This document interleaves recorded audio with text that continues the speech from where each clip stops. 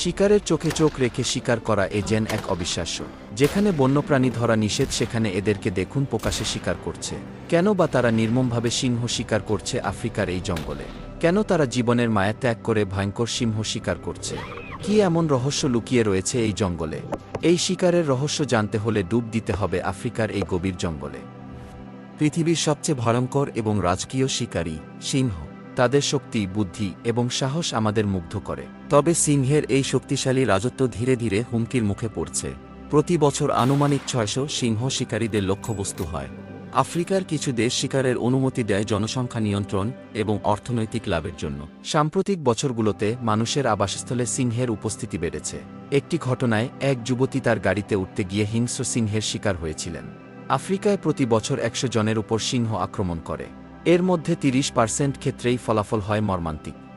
তাই আফ্রিকায় কিছু সিংহ শিকারের অনুমতি দেয়। একটি প্রাপ্তবয়স্ক সিংহ প্রায় 500 পাউন্ড পর্যন্ত ওজনের হতে পারে। একটি সিংহ শিকারের অনুমতির মূল্য প্রায় $50,000।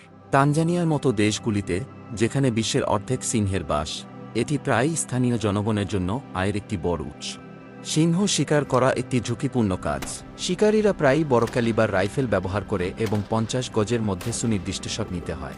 এমনকি তাও একটি সিংহকে থামাতে প্রায় 2 থেকে 3টি নিখুঁত শট লাগে। কিন্তু এটি বিপজ্জনক। শিকারীদের সামান্য ভুলের মূল্য হতে পারে তাদের জীবন। এমন ঘটনা আছে যেখানে সিংহ পাল্টা আক্রমণ করেছে, শিকারীর জীবন বিপন্ন করেছে। বিশ্বে প্রতি বছর প্রায় 600টি সিংহ বৈধভাবে শিকার করা হয়। কিছু দেশে এটি জনসংখ্যা নিয়ন্ত্রণে সহায়ক বলে মনে করা হয়, তবে এটি বিতর্কিত। শিকার প্রায়ই স্থানীয় অর্থনীতিতে আয় আনে, কিন্তু এর ফলাফল সিংহের গর্ব এবং তাদের সামাজিক কাঠামোকে ক্ষতিগ্রস্ত করতে পারে। সিংহ শুধু একটি প্রাণী নয়, এটি শক্তি, নেতৃত্ব এবং প্রকৃতির প্রতীক। তাদের রক্ষা করা আমাদের দায়িত্ব। আপনারা কি মনে করেন, শিকার কি সংরক্ষণের একটি কার্যকর পদ্ধতি, নাকি এটি আরও ক্ষতিকর?